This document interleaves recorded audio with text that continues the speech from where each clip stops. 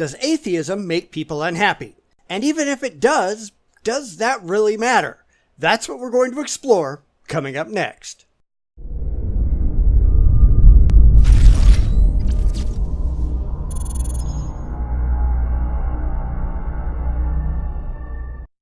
London Dawah Movement has a video claiming that atheism, the very existence of atheism, makes people unhappy.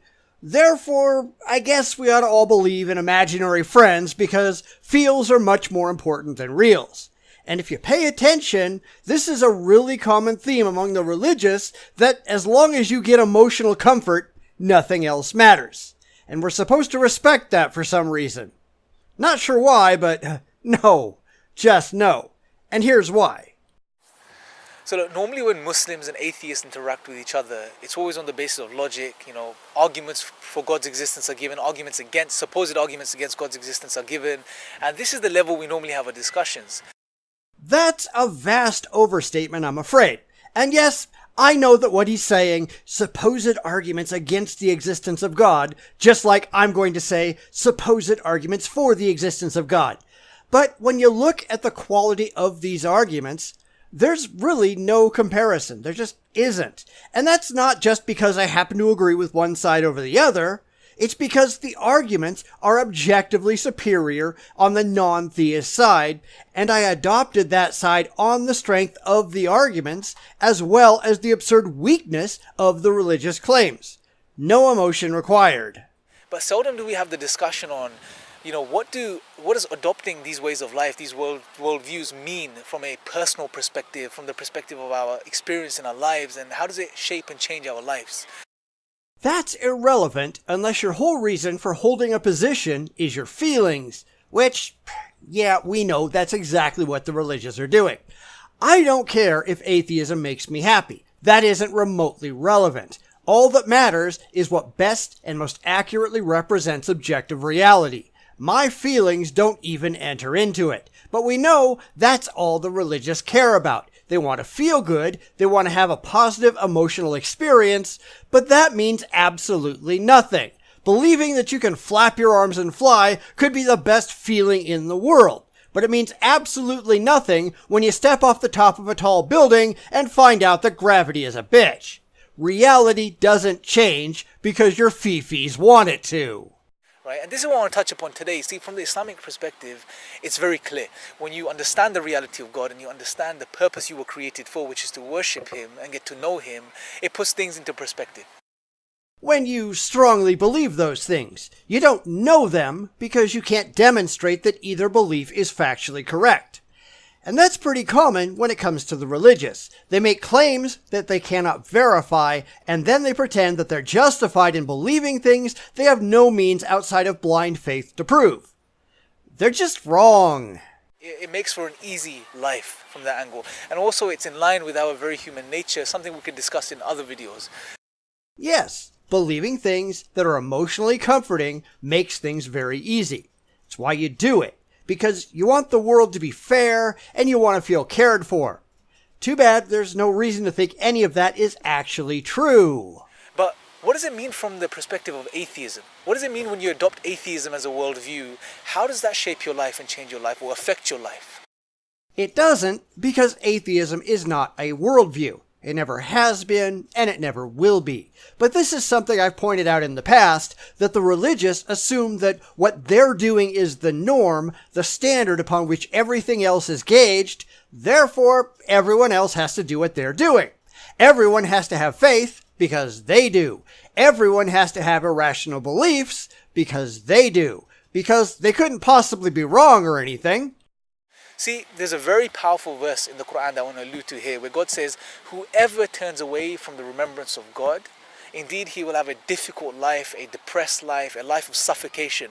And some of the classical commentators commenting on this verse, which is based, by the way, in the 20th chapter, verse 124, when they commented on this verse, they said that this type of person, whoever turns away from the remembrance of God, he can have everything from the physical perspective. He can have all the luxuries, all of the cars, the most beautiful house, the most amazing family, but he still will not truly be happy. He will still have this suffocation inside him because he's going against his very nature and reality.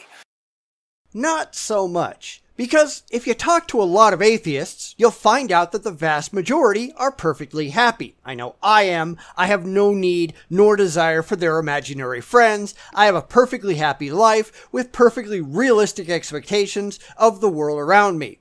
Of course, the religious don't want to believe that because they're convinced that they have to be right, no matter how wrong they are. So they just spin this narrative that atheists are miserable. Maybe they should have run that past some atheists first. Now, I'm not saying that all atheists are depressed. Let me make that very clear, right? I'm not making that claim, but generally speaking, I mean, all you have to do is go online and go to some of these atheist forums, and what you see is there's many of them that put up posts such as, I'm depressed, I don't know how to live, I'm going through existential crisis, life doesn't make sense anymore, meaning has been taken out of my life. And there's many of these forums, and many, and these are just a few of the atheists that actually do come out and comment on the forums, probably many others that don't.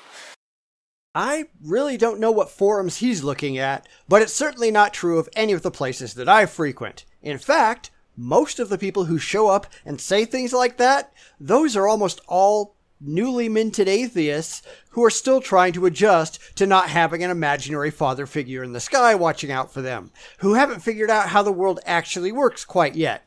And those people are a minuscule minority of these forums. But you can do a simple Google search and come up with almost 10 million hits on Muslim depression. So let's not pretend your side isn't as bad or worse. And I believe one of the reasons this happens is because when you deny God and you remove God out of the picture, what do you have left? You're left with a reality which basically suggests that everything in existence right now, including ourselves as human beings, these sentient conscious beings, are a result of blind, random physical processes, things that have been taking place over millions and millions of years, just random physical happenings, right? Without any intentionality, any mind, any purpose or anything like that. It's all an accident, basically.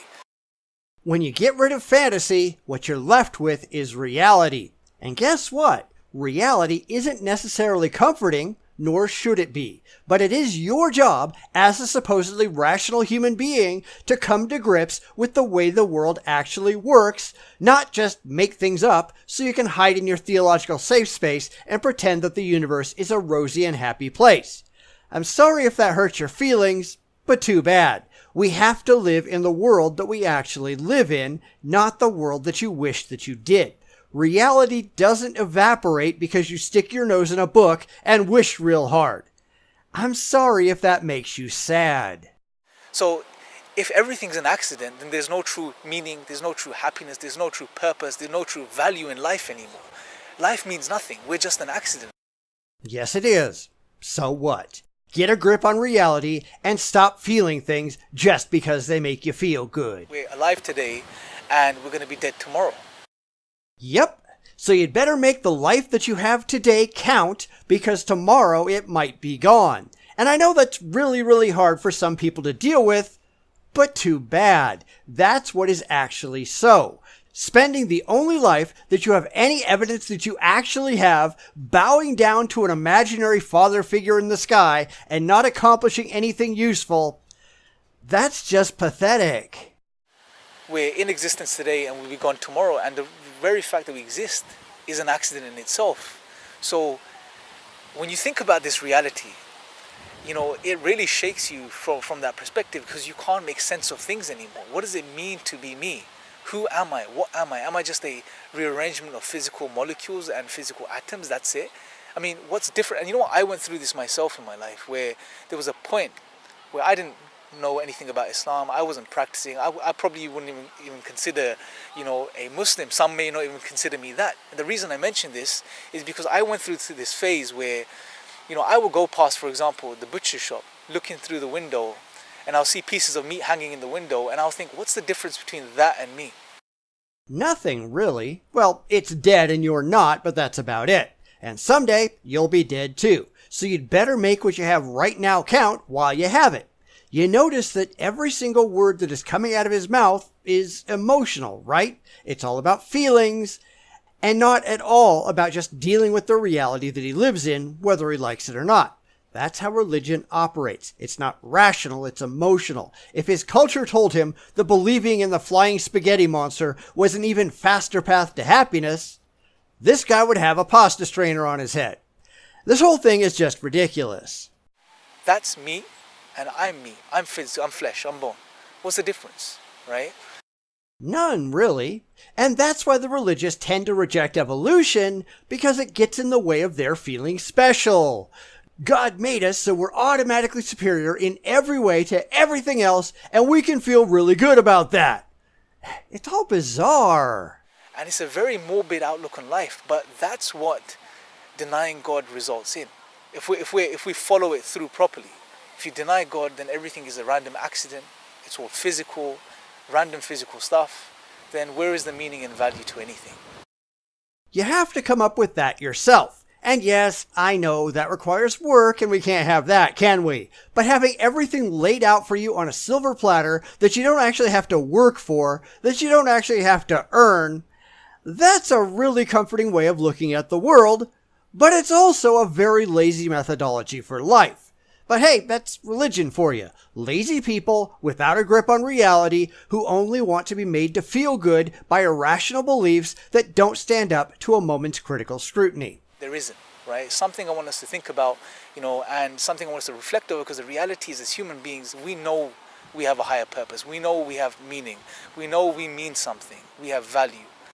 No, you believe that. You want it to be true. You don't know it. Your silly book of mythology tells you that, and you lap it up uncritically. It's not really something that you ought to be proud of.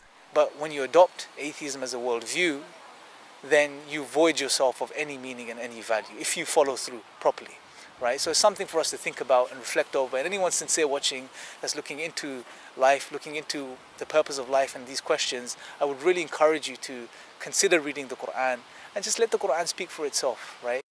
I have. It's a joke, just like the Bible is, just like the Vedas are, just like Dianetics is. It's all just dumb unless you're willing to shut off your rational faculties and believe blindly and not care if it makes any sense. Again, these are all just emotional appeals. No facts, no evidence, just ma-feels. And the more experience you have looking at religion from the outside as a dispassionate non-believer, the more absurdly obvious it all becomes. If you're sincere, God says He will guide you, right? So pick up the Quran, read the Quran for yourself, look past the media hype, and I pray to God that He guides you and He continues to guide us. So until next time, may the peace and blessings of God be upon you all. Yeah, no thanks. Because none of this is at all impressive unless you've already bought into the religious nonsense and aren't thinking about it too hard. But this is pretty much the status quo for the London Dawah Movement, which makes pretty much the same video over and over and over again, with the same empty emotional appeals, the same faulty claims, and the complete lack of understanding about atheism, about reality, and really about their own religious beliefs. They don't understand why atheists, who are not swayed by their emotional arguments, don't take the things that it says in their silly book seriously. We expect better, and they have nothing better to give. And they don't seem to even understand what we're asking for. They don't seem to get that some people might not care about their emotional comfort and empty arguments. We want objective evidence, and we will accept nothing less. And so long as they have none of that, which they don't, then we will never change our minds. And they act like we're the ones with something wrong with us.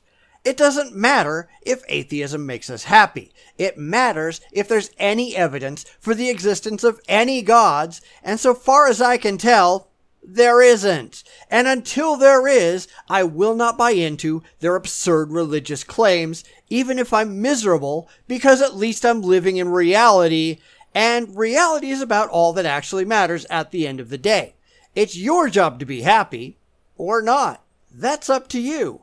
But what's also up to you is how you deal with the facts and how much you care if what you allow into your head is actually so. I happen to care about that. The religious, not so much. And the second you recognize that, the second you see how they're actually operating, it's something you'll never unsee. It will be everywhere, in every religious video you watch and every apologist you ever talk to. It will be painfully obvious how they operate and why they're so utterly clueless when it comes to actual reality, considering the absurd fantasy world they're desperately trying to inhabit.